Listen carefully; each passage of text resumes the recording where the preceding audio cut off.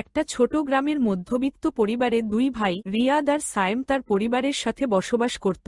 রিয়াদ বড়, শহরের নামকরা একটা অফিসে চাকরি করে।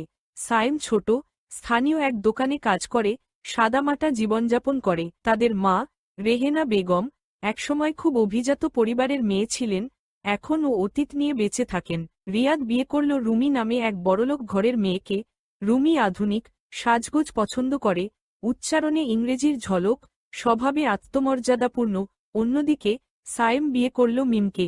মিম গরিব ঘরের মেয়ে, কিন্তু শান্ত স্বভাবের, পরিশ্রমী ও খুব যত্নশীল। বিয়ের পর থেকেই শাশুড়ি রেহেনা বেগমের চোখে রুমিই সেরা, কারণ সে ছিল বড় ঘরের মেয়ে। একদিন রেহেনা বেগমের বাড়িতে পাশের বাড়ির বৌমা বেড়াতে আসলে রেহেনা বেগম বলে, এটা আমার বড় ছেলের বউ রুমি, বড় ঘরের মেয়ে, পড়াশোনা জানে, আধুনিক সাজসজ্জা করে। আমার এ বৌমা আমাদের বংশের মুখ উজ্জ্বল করবে। আর ওই যে আসছে আরেকজন, এটা কি বউ, সাদামাটা, দেখে মনে হয় কাজের মেয়ে। রেহেনা বেগম যখন কথাগুলো বলছিল তখন তার ছেলে সাইম সেখানে আসে আর বলে, আম্মা, ওর মনে শোনা আছে, আপনি দেখবেন একদিন ওই আপনাকে ভালোবাসা দিয়ে ভরিয়ে দিবে। ভালোবাসা দিয়ে পেট চলে না, বংশের পরিচয় আর টাকা থাকতে হয়, বুঝলি। সাইম তার মায়ের কথা শুনে কোনো কিছু না বলে সেখান থেকে চলে যায়। পরের দিন সকালবেলা রুমি আয়নার সামনে বসে থেকে মেকআপ করছে আর অন্যদিকে মিম রান্নাঘরে রান্না করছে। রেহেনা বেগম রুমির পাশে গিয়ে রুমিকে বলে, রুমি মা, আজ কি সাজছ?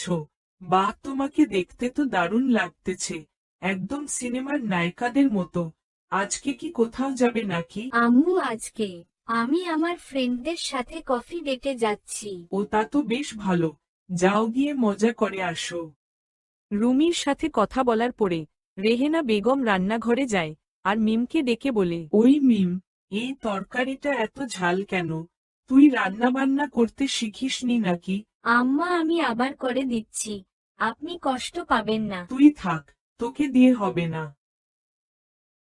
রেহেনা বেগম রান্নাঘর থেকে রাগ করে বাহিরে এসে বসেছিল, ঠিক তখনই তার ছেলেরা এসে বলে, আম্মা, আমি অফিসে যাচ্ছি, মিম আমাকে চা দাও, চা খেয়ে আমি দোকানে যাব। তারা দুজনেই নিজেদের কাজের জায়গায় চলে যায়। কিছুক্ষণ পরে রেহেনা বেগম বাহিরে যাওয়ার সময় সেখানে পড়ে যায়।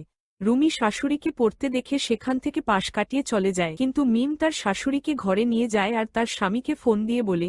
কিছুক্ষণ পর তার স্বামী সাইম ডাক্তার নিয়ে আসে। ডাক্তার রেহেনা বেগমকে দেখে বলে, ভয়ের কোনো কারণ নেই, রক্তচাপ আর সুগার বাড়ছে, নিয়মিত ঔষধ আর স্বাস্থ্যকর খাবার খাওয়া প্রয়োজন। ঠিকমতো যত্ন নিলে খুব তাড়াতাড়ি ভালো হয়ে যাবে। এই বলে ডাক্তার সেখান থেকে চলে যায়। আমাকে কে দেখবে এখন? এ বয়সে কি আমি একা হয়ে গেলাম? আম্মু, আমি ব্যস্ত, আজকে আমার পার্লারে অ্যাপয়েন্টমেন্ট আছে, আর আমি ওসব সেবা যত্ন করতে পারবো না। ওসব কিছু আমাকে মানায় না। কাজের লোক রাখো না আম্মা, আমরা তো সময় পাই না, তুমি তো সবই জানো, তাও এসব বলছো কেন? আমি চেষ্টা করব, কিন্তু দোকান বন্ধ করে রাখা তো যাবে না। আম্মা, আপনি চিন্তা করবেন না, আমি সব করব। তুই? হ্যাঁ, আমি। মা তো একটাই হয়, তাই না?